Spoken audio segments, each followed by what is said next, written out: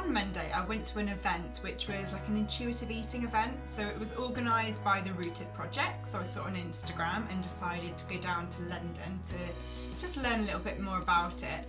And I must admit, I was kind of blown away a little bit about the concept around learning how to eat in a different way and not focus on weight as the main factor of why you're eating.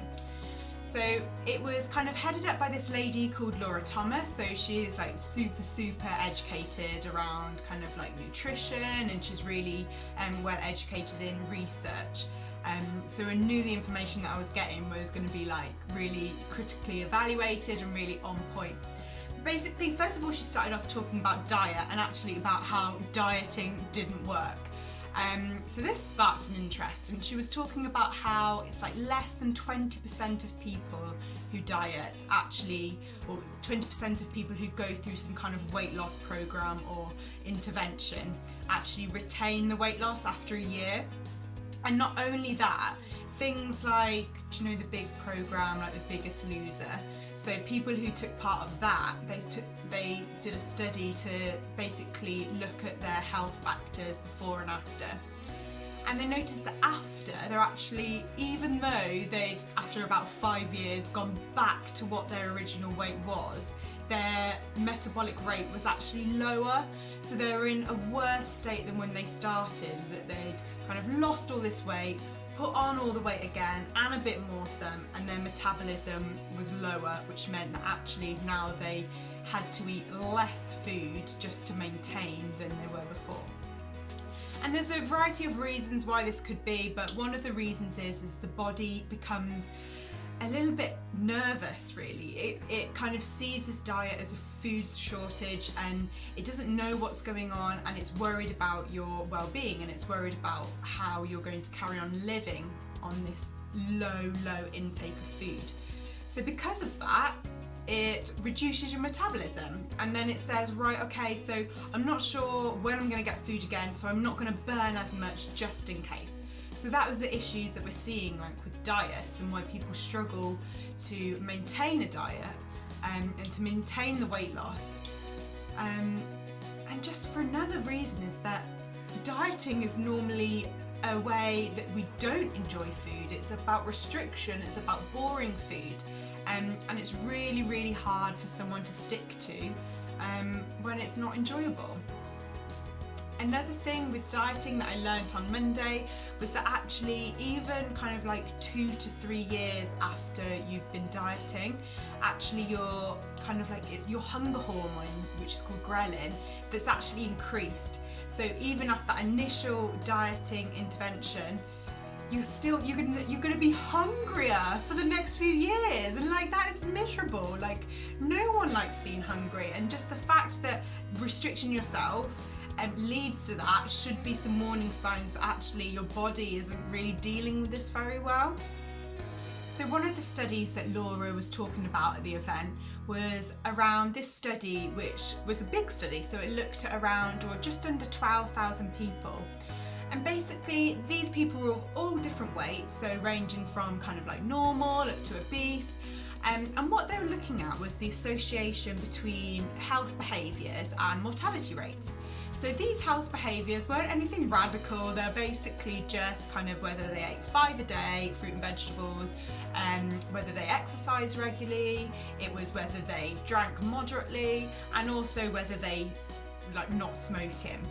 And what they found was that no matter what weight the person was, if they were to increase kind of health behaviours, it had a positive impact on mortality rates. And actually these changes were seen to be most beneficial in those who are obese. Which gets you thinking really, if diets have such kind of like a low rate of being able to maintain, like it's not very likely that if you diet you're going to lose weight and keep it off. And if dieting is so restrictive and it lowers your metabolism and is really miserable, why are we still focusing on it? Why aren't we just, rather than looking at weight and what your number says on a scale, why aren't we just flipping it and looking actually, rather than focusing on weight, why don't we focus on health behaviours? And by focusing on improving different bits of health, then your overall mortality kind of risks are going to go down. it seems like a bit of a no-brainer, but we just seem to be so focused on weight. And I think this is all around kind of like the diet culture that we've been kind of thrown at us from every angle in all kind of different adverts and media of a perfect way we need to look. And that's what takes us on to intuitive eating. And this was kind of the main concept of the event. There was 10 principles of intuitive eating, and this was to reject the diet mentality, to honour your hunger, make peace with food, challenge the food police, respect your fullness, discover the satisfaction factor, honour your feelings without using food, respect your body, exercise, feel the difference, and the last one was honour your health. In the event, Laura broke these principles into like a few themes, with the first theme being to give yourself unconditional permission to eat. And I think a lot of people would find this quite terrifying, and they'd think, I can't just give myself permission to eat anything, I'll just pile on the pounds, I can't control my eating. And Laura gave this really good kind of exercise to go through, just to kind of make yourself a bit more aware of actually our body is a little bit more intelligent than you kind of give it credit for. So in the exercise, she told everyone to close their eyes. So if you want to do it now, feel free. So close your eyes.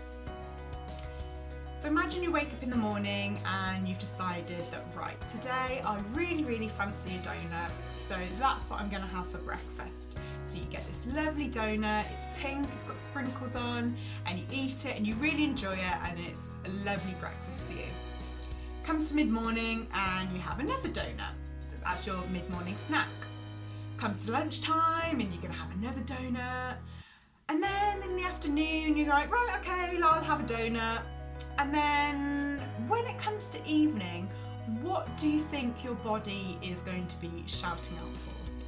I'm guessing it's probably not going to want another donut. It's going to be craving just some kind of meal. It's going to be craving potentially something green, something a little bit more nourishing. And that's because your body is telling you, actually, I've had enough of that and I think I fancy some of this. So that's kind of the first element of intuitive eating, is just to rely a bit more on yourself. The second concept is about reliance on kind of hunger and fullness cues. So again, it's about learning through intuitive eating kind of when you are hungry and when you're full. But it's not kind of waiting until you're really ravenous and you've got to eat everything, which is something that quite often happens within diets. But it's listening to the little signals to say, actually, maybe I'm a bit hungry, and kind of eating at those times rather than waiting until it's kind of at a critical point when you're so hungry that you then tend to binge and overeat because you're starving and your body thinks you're gonna die because it's not had enough food. The next theme is called Body Food Choice Congruence. And this is basically, again, about not just throwing away everything that we know about nutrition, but it's about gentle nutrition. So it's about not categorizing foods as good and bad, but really just thinking about how that food affects you. So you might want to, at this point, start thinking about, how does that food make you feel? Does that type of food give you energy? How do you feel after eating loads of those different foods? So it's becoming more in touch with how you feel and how foods make you feel. Just so, again, you know what types of foods that you enjoy and what foods make you feel good. So these are some of the themes of intuitive eating. I'm hands up, like this is one of the first things that I'd kind of gone into depth with looking at it. So I'm definitely a beginner. But I just love the idea behind kind of becoming more in touch with ourselves and less reliant on basically trying to do what the diet culture tells us we should do and what adverts and looking and trying to look how media says we need to look. So there's a few little tips that I'm going to try and do, and I wondered whether you wanted to do them with me. And the first one is that I'm going to try and follow a more diverse kind of people on Instagram for a starter.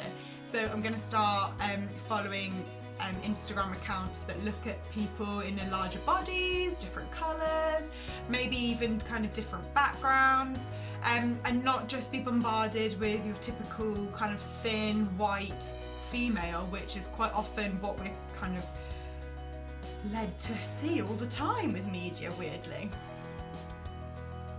The next thing I'm going to try and do, which I've been trying to do for a while, but is getting away from labelling food as good and bad. Food is food, we eat it every day, and different food has got different benefits, it's got different ways to nourish us, and sometimes that can be emotional. Like, sometimes it can be that we fancy something because it makes us feel good, and we only live once. Like, why not have something that makes you feel good? And again, the third thing that I'm going to try and do is to start to tune in more to my body signals. So like what I was saying before, trying not to get to the point where I'm really so hungry that like I feel like I just need to eat everything that I can see, but listening to signals and nourishing myself in the day. So maybe at the first signs of hunger, maybe get myself a snack rather than waiting until I'm like really hungry. So there are the three things that I think are really good to focus on in the beginning. So like I said, I'm at the beginning of the journey, so I'll share any kind of science or any facts that I find around nutritive eating, and I will pass them over to you when I know them. So thank you for checking in. If you want to follow me on Instagram, again, my following is @mind_nourishing, and thank you so much for checking in.